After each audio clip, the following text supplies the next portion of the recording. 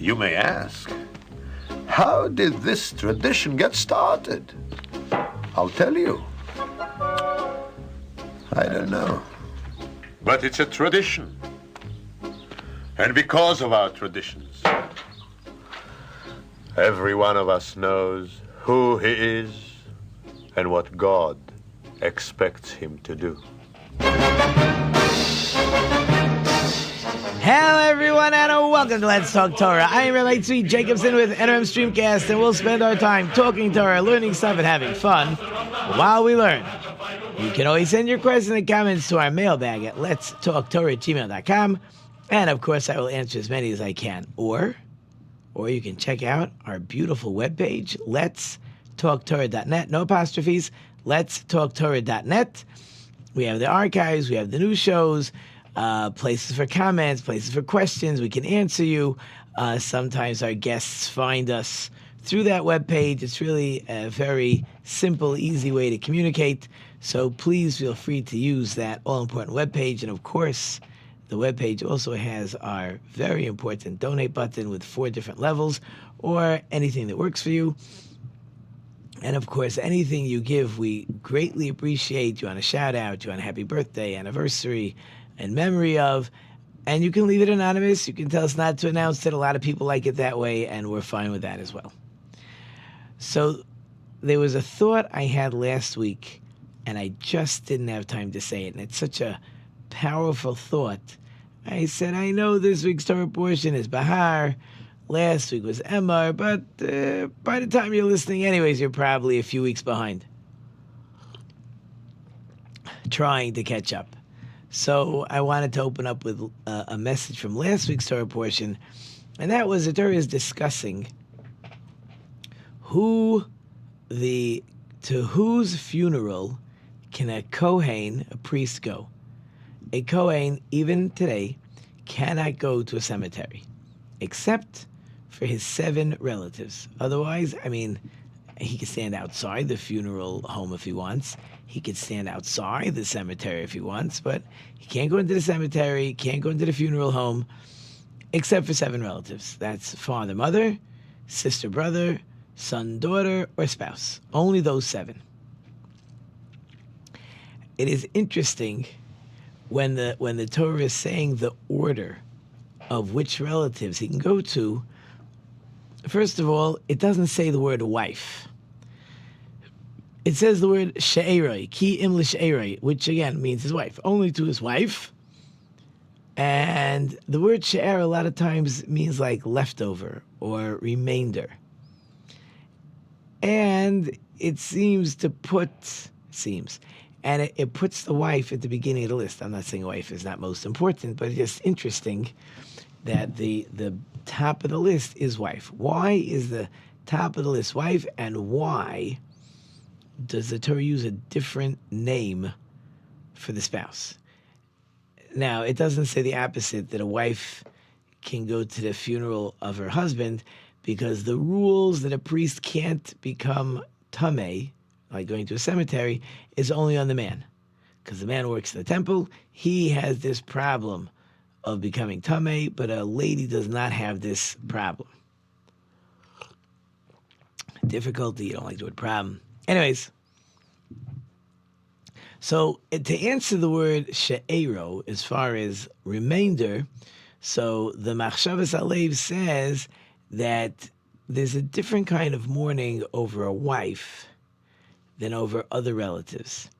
Because in general, of course not everybody, but in general, the wife left over children. She's not fully gone. There's something left over. I think there was a famous senator, at least so goes the story, that he told his children after his wife had passed away, he brought his children to the cemetery, and he said, you see the tombstone here? So you see how I think he had 4 children. I put each of your children, each of you guys, I put your name on the tombstone. But if you ever do anything to embarrass me or your dearly departed mother, I am going to erase your name from this tombstone. So that senator also understood the concept, right? Now, it's children are what remain, right, from the parents. And we would like to believe that our children are good representatives of where they came from. Obviously not always true, not always possible, but that's what we're hoping for. That's what we're praying for. That's what we're educating our children. That's how we're raising our children to represent where they came from, which is why, some parents get so nervous when their children are not, towing the straight and narrow. Again, we have to understand, our children are not going to always be perfect. They won't be, or never perfect. They're not going to always do what we ask them to do, but you're not trying to raise a carbon copy of who you are. That's ridiculous. I mean, I hope you think that's ridiculous. You're trying to raise a healthy child into a healthy adult who can make good decisions based on not what you told them, but on what they observed in the home. So hopefully that's the she'ero, that's the remainder, that's what we leave over. So therefore, even when a person's spouse dies, and that is most painful, but the comfort is the children. That's part one. But the question is, so why is she first before parents? We have a command to honor our parents. We have no command to honor a wife. You'd be a fool not to honor your wife or husband, right? But there's no command that you honor your spouse. Again, even Maimonides talks about you have to honor a wife like a queen and a husband like a king, and you honor more than yourself. That's good advice and all very important to marriage. But the Ten Commandments says honor your parents. The Ten Commandments does not say honor your wife. So Zalman Srotskin says, as important as the past is, and it's important to look behind us, to learn where we came from, but we always have to be looking towards the future. So parents are the past. Obviously, we have to honor them. The Torah says you have to honor them. We talked a lot about that last week. But looking forward is more important. Where am I going? Where did I come from will help me know where I'm going. And the wife and the children is what helps me with where I'm going. Okay. That's last week. So I have a lot of stories. So many stories were bouncing in my head over this last week. So this story is making the rounds on social media. My brother sent it to me, and it's a great story. And I sent it over to somebody, and he said, "Oh yeah, I saw that story." It's one of these stories that's making the rounds, and I'll try to do the story justice. So there is a rabbi on a plane, and a lady sits down next to him, and the lady just starts ranting and raving about Orthodox Jews. Everything that's terrible and wrong and horrible, and just how they act, and who do they think they are, and what they want everyone to do, and she's just carrying on for 15 minutes. Okay, poor rabbi. So the rabbi turns to her after 15 minutes, and he says, "Are you done?" So she says, "Yeah." So the rabbi says, "So you don't really like these Orthodox Jews?" "No." "Then why, if you don't mind me asking you, are you on a plane to Israel?" So she says, fascinating. She says, I live on the island. I'm very liberal. I'm involved in every cause. When they were marching for Black Lives Matters, I was right in the forefront. When they were marching because Asian women were being pushed onto the subway tracks in New York City, I was right there with them. My children go to public school, and it's a United Nations of different types of families and ethnicities, and I'm always there to help the underdog. That's what I believe in. And then October 7th happened, and I wanted to march for Israel. So I went to my Black Lives Matters friends and said, "Guys, I march for you. Are you going to march with me?" And nobody came. And I went to my Asian friends and I said, "I march with you by the subway. Are you going to march with me?" And nobody came. And my children started coming home from school, and their so-called friends started calling them murderers, kikes. And I realized I am alone. I am the last person that realizes I'm a Jew. Everybody knows I'm a Jew. Everybody knows what happened in Israel in the war in Gaza. Everybody knows. And they all look at me that I'm the bad one. And I'm the only person who does not realize this. So, therefore, I figured there's a lot that I need to learn. I don't know who I am. I don't know where I'm coming from. I certainly don't know where I'm going. So, therefore, I'm on my way to Israel. You know, it's fascinating. Obviously, one of the things I do, as you've heard multiple times, I'm obviously a teacher, and I'm also a fundraiser. But now, people are reacting very differently. I'm not saying it's easy. I'm not saying people don't have their discretionary funds wherever they're sending them. But I was sitting with somebody the other week, and we made a large ask from a foundation that he sits on. And he says, we never were into Jewish education. And he's doing all the talking for me. I don't even have to do any fundraising. He says, and I don't want to hear that there was no Jewish education in Detroit in the 40s and the 50s. If he wanted to give the Jewish education, he would have given. He wasn't interested. But in today's environment, even if I don't like what you're doing, and even if I don't believe in what you're doing, I have to support you anyways. Because the world is not happy with us right now. So if we don't take care of ourselves, who's going to take care of us? And that became the lesson of October 7th. A hard lesson for many people, obviously. They certainly had a lot of beliefs that have been shattered. Look at what's going on the college campuses. I mean, it's crazy. The world has just flipped out, as they say. But at least this much, like that lady on the plane said, I need to find out who I am, where I'm going, what I'm coming from, what I'm supposed to believe, what I need to teach my children. She says at least my children should marry Jews, at least that much, right? They don't even know what Jewish means. So that's the story making the rounds, and it's a fascinating story, and let's see where it takes us into this week's Torah portion. So it says, very, very famous commentary on the first verse in this week's Torah portion. The Torah portion, we're at the end of the book of Leviticus. We're at the end of Vayikra. We're in the Torah portion called Bahar. And the Torah portion starts out, God is going to tell Moses the laws of the sabbatical year. The Jubilee year, the sabbatical year, Shemitah and Yovel. And the verse says that God spoke to Moses on Mount Sinai. Now, that's a pretty interesting verse because most verses just say God spoke to Moses saying. It doesn't mention that it was on Mount Sinai. And hello, the whole Torah was given to Moses on Mount Sinai. So Rashi has his explanation. He says, you might have thought that God only said the general rules and regulations, but the details he gave to Moses later. So therefore, the Torah says that God spoke to Moses on Mount Sinai saying. So then, of course, they want to know,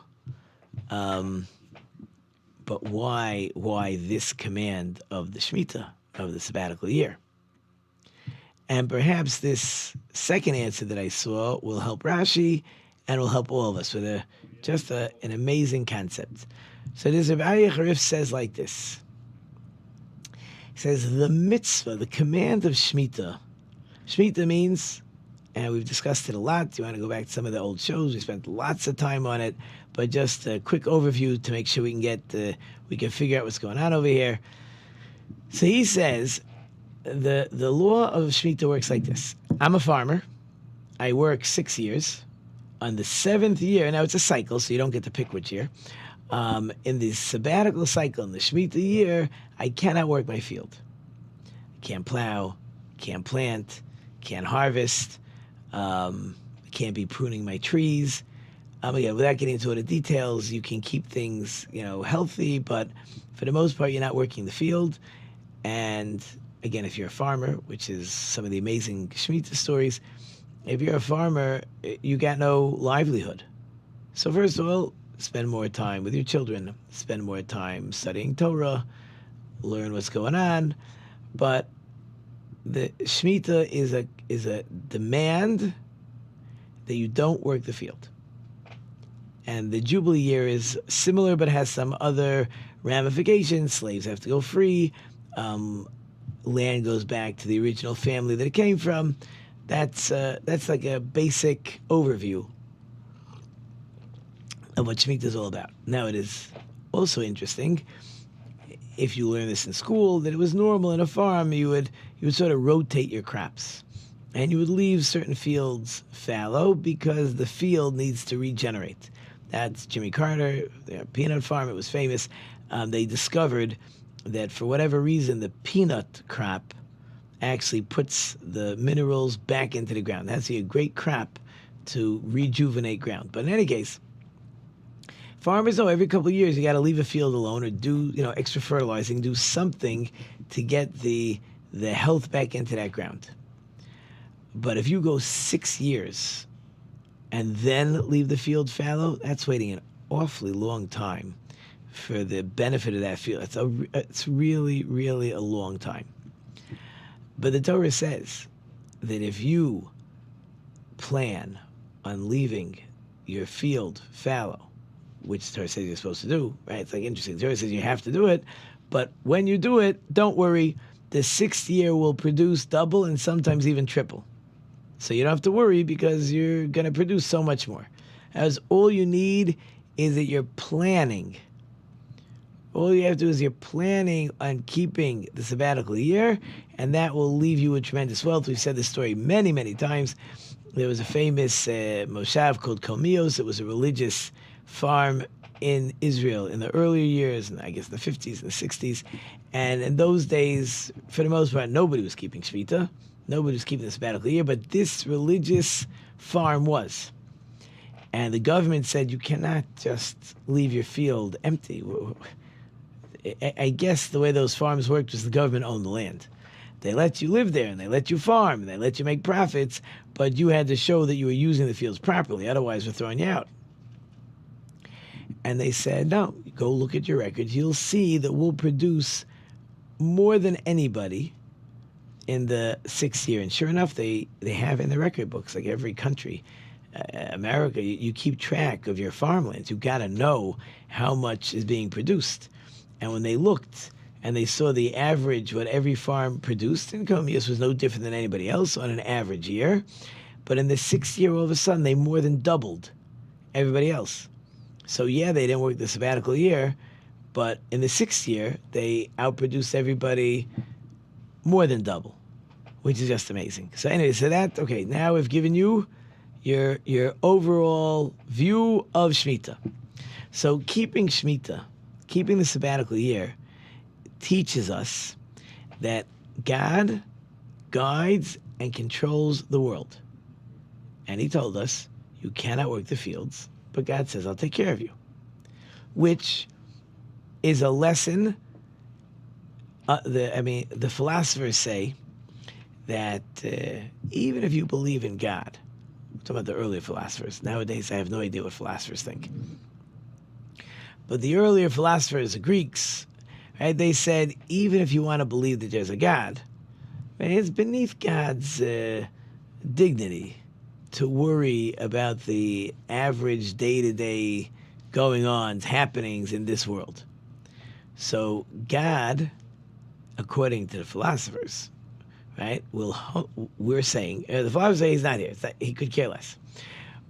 We say, right, we understand that God cares about this world, and he's telling us, if I'm going to keep the sabbatical year, the year before, God is making sure that the field produces double plus, triple sometimes.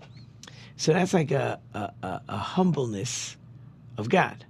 That God is lowering himself, so to speak, to make sure that we are taken care of. So the philosophers say God's not interested. We say not only is God interested, he takes care of us. And he looks to make sure in the future what's going to be, and therefore he plans beforehand to give us all that extra grain. Great. That's part one. Let's put that on the side. Mount Sinai is the lowest of the mountains. We have the Shavuot holiday coming up when God gives the Torah to the Jewish people.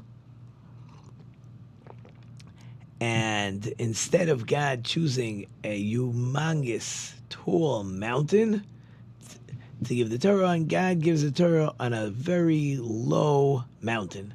Because a low mountain, it's still a mountain, by the way, right? Mount Sinai is a mountain. It's not a hill. It's not a valley. It's a mountain. So God is giving the Torah on a mountain, but on a low mountain. So the low mountain delineates humbleness. So that becomes the connection, right? God spoke to Moses on Mount Sinai. I picked Mount Sinai to give you the Torah because Mount Sinai is a low mountain. And the law that God wants to teach is the law that teaches humbleness. So we put them together. We put the humbleness of the mountain and the humbleness of the sabbatical cycle, and that is what's going on with the sabbatical year. That's what's going on with this week's Torah portion, to teach us the importance, all-encompassing, of humbleness. It says God only gives Torah to the humble. God only hangs out with the humble. He has no patience for haughty people, and Moses is the most humble of all people.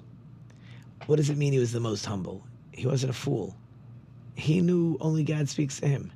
He knew that God is only giving him the Torah. Moses is the one that has to take the Jewish people out of the desert. At the end of the day, the heavenly food, the manna, the water, and the clouds are all in the honor and the merit of Moses. Moses is not a fool. There is no prophet like Moses. When Korach and his group start up, Moses gives it to them over their head. Dustin Avim want to start up, he gives it to them. Moses knows who he is. We confuse humbleness with being a shmata. If you don't know, a shmata is a cloth. It's like a doormat, right? You're not a doormat. Humbleness means that I recognize that everything I have is because God gave it to me. So what's to feel great about? Right? Why am I better than you? This is what God gave me. God gave you what you need. God gave me what I need. So why am I going to lord over you? Even that's a great phrase. Right? Why am I going to lord over you? Because God gave me more. He could take it away in a second. And he give me more. Whatever I have is what God wants me to have. So I'm not special because of my talents. What was it? God-given talents. These are God-given talents, right? Because this is what God has given to me. I have 2 minutes, but once we're talking about God-given talents, at the same time, right? I have talents that God gave me, but I need to remember, right? I can use those talents to accomplish amazing things. So the story is told. There was a man who was getting a marrow transplant, a bone marrow transplant, but he's from Israel. So the doctor didn't have a chance to explain to the patient and to the wife that for 2 days after the bone marrow transplant, the person can't do anything. The patient can do nothing. He's just stuck in bed. He won't move for 2 days. That's just how it always is. But he wanted to tell the wife. He couldn't tell her. So finally he noticed that there was a Jewish person that was visiting somebody else. And he told the Jewish person, "You speak Hebrew?" He says, "Yeah, could you do me a favor? I need you to explain to the wife that her husband, who's out of surgery already, just had a bone marrow transplant, and he's not going to move for 2 days. It's normal. For 2 days, he's not going to be able to do anything." So the Jewish person goes over and he tells the wife, he speaks to her in Hebrew, and they're looking through the window into the recovery room, and all of a sudden the guy sits up in his bed, puts on his yarmulke, goes and washes his hands, and sits down and prays. And the Jewish man says to the doctor, You just told me to tell her that for 2 days he can't get out of bed. He just got out of bed. He just washed his hands.